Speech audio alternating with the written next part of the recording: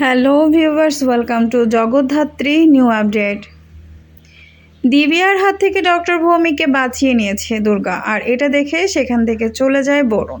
দুর্গা তার বাবা স্বয়ম্ভকে ফোন করে ডাক্তার ভৌমিককে বাঁচাতে বলে, আর দুর্গা সেখান থেকে চলে যায় আর সবটা ফোন করে জানিয়ে দেয় কৌশিকীকে। আর সবটা শুনে বলে, আমি এই বরুণের হাত থেকে পিতাকে যে করে হোক বাঁচাবো।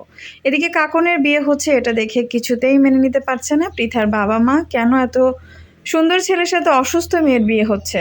এদিকে পৃথা নিয়মিত ভুল বুঝিয়ে চলেছে বরুণ, কেননা সে পৃথাকে বিয়ে করে সব কিছু হাতিয়ে নিতে চায়।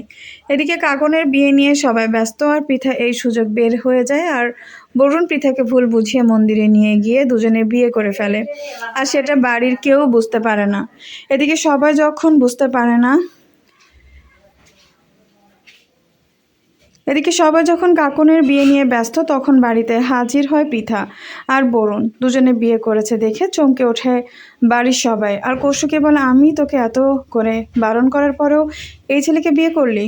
এদিকে দুর্গা তার মাকে কে কে মিলে এই অবস্থা করেছে সেটা জেনে গেছে, আর তাই তো সে এবার মুখার্জি বাড়িতে সব প্রমাণগুলো আর বাবাকে সাথে নিয়ে ফিরছে।